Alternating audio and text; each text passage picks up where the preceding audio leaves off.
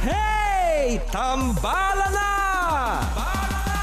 At eto na sila, ang nag-iisang masugid na tagahanga ni Nicole Yala. Chris Chuper! Kasama ang nag-iisang diehard fan ni Chris Chuper. Nicole Yala! Dear Nicole and Chris. Dear Nicole and Chris. Dear Nicole and Chris. Dear Nicole and Chris. Magandang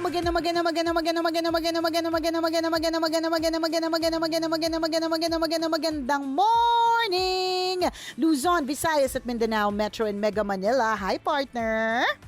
Ano kaya lasa ng dagat, partner, no? Parang... Well, kahit dagat na talaga ako. Gusto ko na maligo sa dagat. alam mo, partner, kahit na isang taon ka nang hindi nakakapagdagat, nakadagat na kasi ko noong nakaraang February na una akong makapagbora, mag-beach. Huwag kang mag-alala, wala ka masyadong na-miss, maalat pa rin siya. Okay. Sige. Tigman ko na lang sarili ko. Iisa naman ang lasa nun. Yes! Maalat-alat. Same na same, partner. Pack na pack. Huwag ka nang lumayo. Huwag ka nang lumayo. Sa sarili mo pa lang, mararanasan mo na at malalasahan mo na ang alat. Sa bagay, lasa baka mo. Tikman mo kilikili mo. Isa lang lasa ng dagat Yan. mo. Maalat-alat, Yes. maasim-asim. True. Ganon. Hay nako, Nalilimahin ang bato ko ngayon ng init, partner. Ang init. Pati kilikili sobra. ko. Oo, grabe talaga. Ibang level. Sabi ko nga sa post ko ng isang araw, kanina hipon ka lang, ngayon tempura ka na. Naprito ka na kasi. Oo. Kanina baboy ka lang, ngayon ano ka na? Lechon ka na. Lechon ka na. Naging crispy, oo. Kasi ang init. Grabe talaga. Kaya huwag kayong naglalabas sa mga oras na talagang sobrang init. Kasi Totoo. una, heat stroke. Pangalawa, nakakadagdag yan ng init ng ulo, high blood.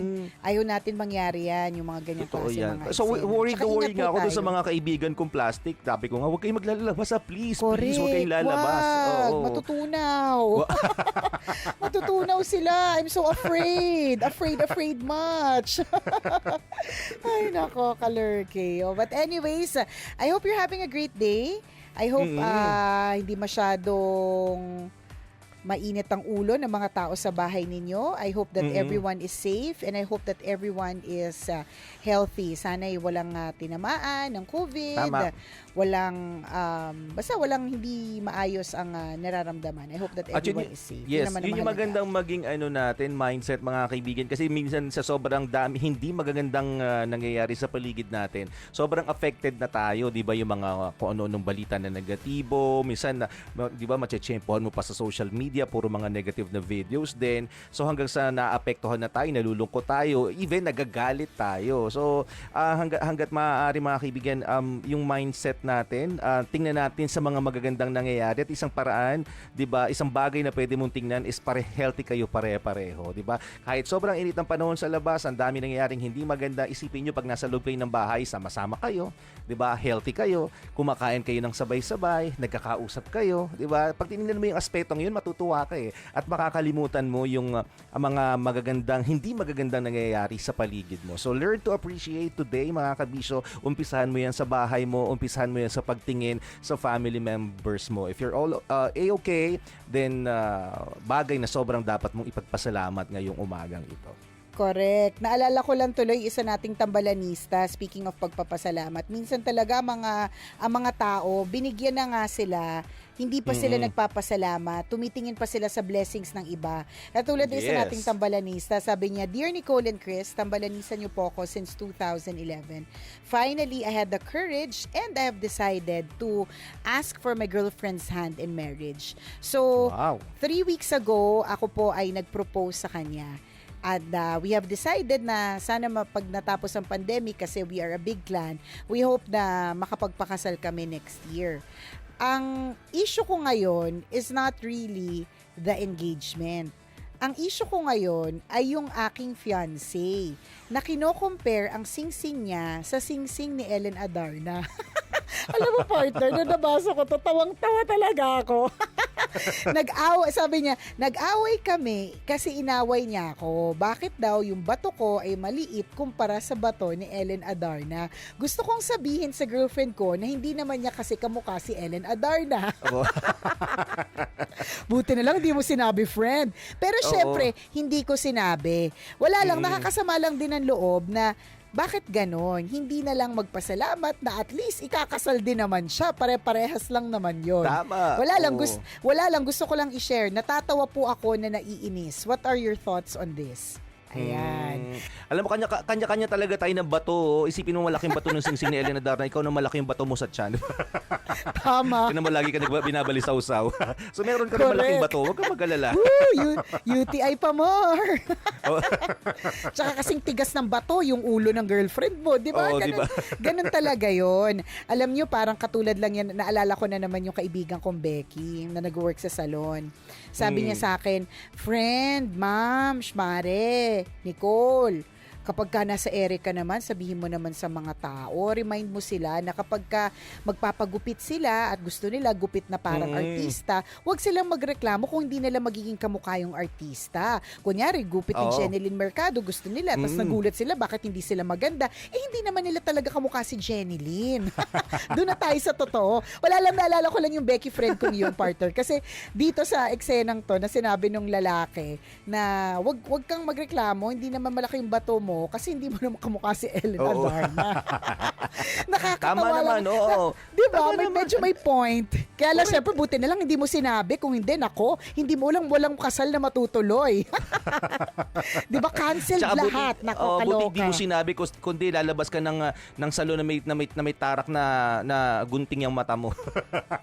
Kung sinabi mo yan doon sa customer mo na, di ba, na wag aasa. Pero tama din naman. May punto naman yung kaibigan mo, Becky Party, di ba, mag-demand ang naaayon sa itsura. Sa relasyon, mag-demand ang naaayon sa label. Minsan nag-iinarte tayo, nagsiselos tayo. Kung tutuusin, wala naman kayong label. In other words, hindi naman kayo. So mag-demand ng naaangkop, naaayon sa sitwasyon, naaayon sa itsura at naaayon sa label. Mga ganyan tipo. Correct. Yun yung Ganun. lesson learned natin. Huwag magagalit. Huwag magagalit, hindi ka naman niya kamukha. Hindi, tsaka alam mo, most importantly, ano to it's a test of gratitude. Kasi alam mo, hindi na lang dito tungkol sa issue ng girlfriend mo sa comparing rings or whatever. Ano na to issue to of gratitude kailangan natin ma-practice natin yung attitude of gratitude, na maging thankful tayo sa sarili nating blessings. Huwag nating tingnan yung mga blessings ng iba kasi iba yung blessings nila, kasi ibang tao sila, iba yung takbo ng buhay nila, iba yun, totally different from your life. Yes. So alam mo yon, may kung nainggit man ang girlfriend mo sa singsing ni Ellen, alam mo, for some reason, merong din bagay si Ellen na kinaiinggitan sa'yo na hindi mo alam. Diba? Tama. Parang halimbawa, meron akong kakilala partner, sobrang yaman. As in, talaga naman, ang sarap kaibiganin kasi walang pakialam sa pera. Mag-order ng steak, okay lang kahit 5 kayo mag-order. Alam mo yun, parang, pero, ang issue niya partner, never siyang pakakasalan kasi yung jowa niya may asawa. At wala yung jowa niya, walang balak na hiwalayan yung kanyang asawa. So, mananatili siyang second place. Mananatili siyang syubet. 'Di ba? Pero mayaman siya. 'Di ba? Mayaman siya. 'Di ba?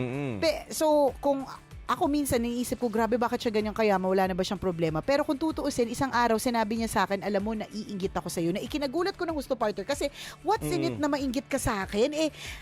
Kaya mo nga bilhin yung kaluluwa ko Hindi bukas kundi ngayon na. Kaya mong bilhin yung kaluluwa ko ngayon na. 'Di ba? Pero meron pa lang yun yung parang akala mo maiinggit ka sa ibang tao kasi punong-puno sila ng blessings. Ang hindi mo alam, kinaiinggitan ka din ng ibang tao kasi dahil sa blessings mo. Tama. Yun So, yun Correct. yung I think na dapat maintindihan po nating lahat. And dun sa girlfriend mo, siguro, baka nagpapakute lang Huwag na din natin masyadong dibdibin. Kasi nakakatawa naman yan eh. Nakakatawa unless mukha talaga siyang seryoso ha.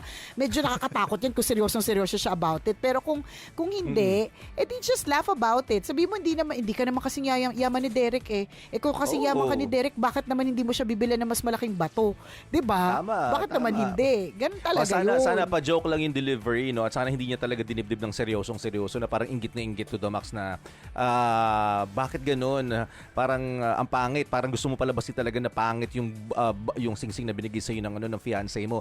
Kasi unfair, magiging unfair no sa jowa mo. Mali mo talagang pinag-ipunan niya nang gusto yung yung singsing na yun na ibinigay sa iyo, 'di ba? Pinaghirapan niya yan. Yung portion ng yung ilang amount niyan pinangutang pa niya para lamang maibigay sa iyo. Tapos hindi mo na ma-appreciate kasi nga mas na-appreciate mo yung singsing na kay Ellen Adarna. Huwag ganoon kasi unfair yun sa taong nagbigay. I appreciate mo lang kung ano yung meron ka. At tama yung sinabi mo kanina, partner, everyone is unique. Meron tayong kanya-kanyang biyayang natatanggap everyday, and we also have our own struggle na hindi alam ng bawat isa. So minsan kung ano lang yung nakikita natin do sa pinost ng isang tao, yun na kaagad yung alam natin na meron siya. Ang hindi natin alam, marami ding hindi maganda na nararanasan yung tao. At pag nalaman mo yun, saka mo lang maiintindihan na ay mas maswerte pala ako kumpara sa kanya. Correct. Diba? Or di naman kaya kung di mas maswerte, ay may iba nga pala talaga yung blessings niya compared sa blessings ko. Parang one-time partner, no? I follow Heart Evangelista on her social media accounts kasi nakakatuwa yung life niya, yung lifestyle niya, tsaka yung how she thinks, tas nakakatuwa yung mga light moments nila ni Cheese Escudero na parang mafe-feel mo na kahit they're up there, parang normal din pala silang mga tao, parang mga ganun. So I follow her on social media. And kung fina-follow niyo si Heart, makikita niyo na na she has a very luxurious life. Talagang, Diyos ko, ang singsing, ang mga Reyna, bato. gano'n, no? Reyna prinsesa, parang gano'n. Oo, correct na pagdating sa brands, wala panis lahat ng mga bag nyo sa bag niya, panis lahat ng mga OOTD nyo sa OOTD niya. Kahit pasuotin mo siya ng sako, mukha pa rin siyang sexy. Kumbaga parang you would think na her whole life is so perfect. But if you're a follower of Heart, there are a lot of times na nagpo-post siya ng mga reflections niya on life. And what she almost always says is that meron siya mga struggles na hindi natin alam. Yes. Wag nating isipin, sinasabi niya to, wag yung isipin that just because I post all of these, that means I have a perfect life.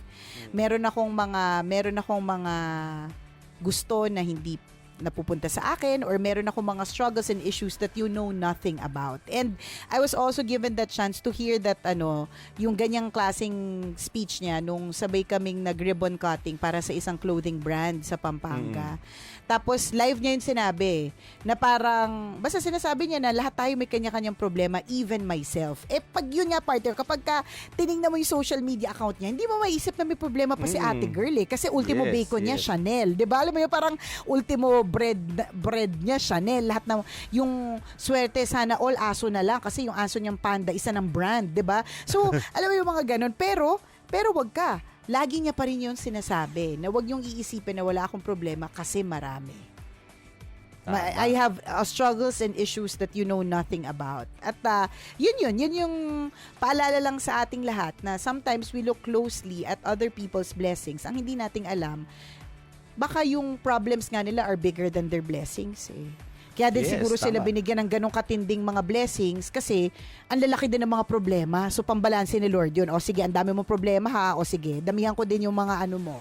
Damihan ko din yung blessings mo. 'Di ba? So, ganun ba? So, let's stop comparing kasi iba-iba talaga tayo ng buhay. Iba-iba talaga tayo.